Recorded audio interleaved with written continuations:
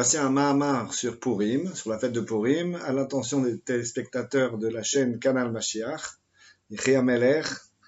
Et voilà, c'est un Mahamar de 5713, 1953, sur Purim. Purim al-Shem Apur. Purim, au nom du pour. Qu'est-ce que c'est que le pour? Le pour, c'est le sort, jeter au sort, tirer les dés. Ça, c'est la traduction du mot pour, mais le mot pour lui-même est en langue perse. Et en hébreu, ça donne le goral. Le Rabbi le traduit comme cela. Et donc, la grande question qui se pose dès le départ, c'est de savoir comment cette fête a reçu son nom. Et elle a reçu son nom par, en fait, l'intermédiaire de Haman. Haman le méchant, qui lui a jeté le sort pour savoir quand est-ce qu'on pourrait le mieux possible en finir avec le peuple juif, car Chas v'Shalom. Mais c'était sa volonté, et donc il a jeté le sort, et la fête porte donc le nom du sort, c'est-à-dire Purim. Et comme Haman, il a vu que c'est tombé le sort au mois d'Adar, il s'est réjoui grandement.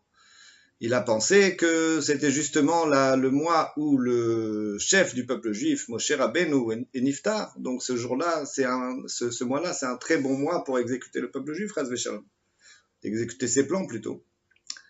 Et ce qu'ils ne savaient pas, c'est que Moshe Rabbeinu, certes, est mort le 7 Adar, mais il est aussi né le 7 Adar. Donc ça, en fait, ça a joué énormément sur l'histoire de Purim. Deuxièmement, on voit aussi qu'il y a une analogie entre le jour de Kippour, Yom HaKippurim, et Purim, c'est le même mot. Et Yom HaKippurim possède un kaf en plus, qu'on appelle le kaf adimion, c'est-à-dire que c'est comme Purim. Kippurim, c'est comme Purim, mais dans un aspect moindre. C'est-à-dire que Purim serait plus élevé que le jour de Yom HaKippurim.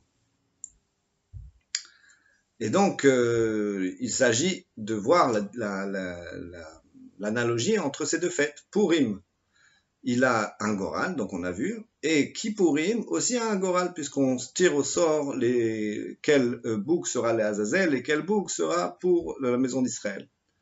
Alors, on voit qu'il y a bien un sort qui est tiré ici, et aussi le nom de Havaïe. Le nom de Havaïe, Yudke Vavke, le nom de Dieu n'apparaît pas dans la Megillah.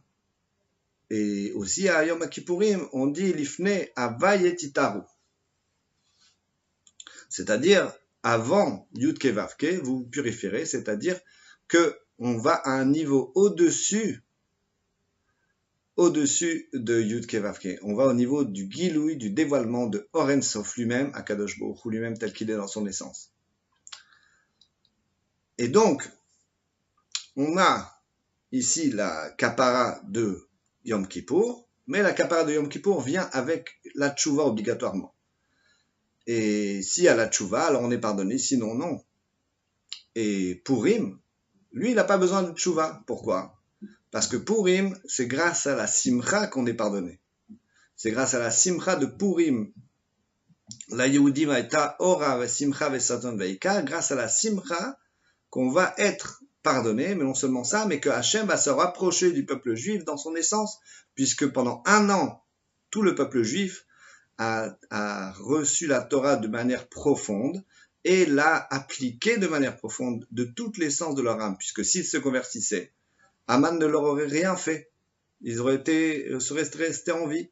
Mais, comme ils ont fait vraiment tchouva, et ils voulaient vraiment donner leur âme, faire Messirut Nefesh, pendant 1 an, alors s'est réveillée l'essence divine. Et l'essence divine s'est réveillée vers eux avec amour, pour montrer que c'est oui le peuple juif qui l'a choisi, et que c'est oui le peuple juif qui va gagner au tirage au sort, puisque justement, le goral que Haman a jeté, c'était au-dessus du niveau d'enchaînement des mondes, comme on l'a vu, l'Ifne Havaïe, avant Hachem, avant le nom de Dieu. Et là-bas, c'est l'essence divine qui joue. Et dans l'essence divine, c'est là-bas qu'il y a aussi le goral, au niveau de dessus de Yudke Vavke, de l'enchaînement des mondes.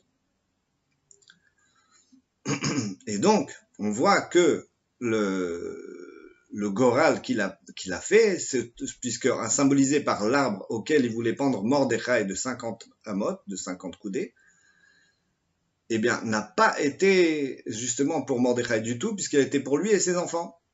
Et donc, on voit que grâce à l'essence qui s'est réveillée, l'essence de l'âme des Juifs pendant 1 an, par leur Messirut Nefesh, s'est réveillée, eh bien, justement, ils ont gagné le réveil de l'essence divine, c'est-à-dire l'amour de Dieu qui est inconditionnel au-dessus de tout Goral, puisque c'est le Balaratson, c'est Akadosh Baruch Hu lui-même qui va rectifier le Goral d'un côté ou de l'autre. Et c'est donc au Goral qu'on a gagné, que le peuple juif a gagné, son droit de vie, son droit dans la joie et sa Géoula de Purim. Voilà. Donc, Yechi Adonenu Morenu Rabbeinu Melech HaMashiach L'Olam Va'ed pour Canal Mashiach, Yechi HaMelech. Chag Sameach, Purim Sameach.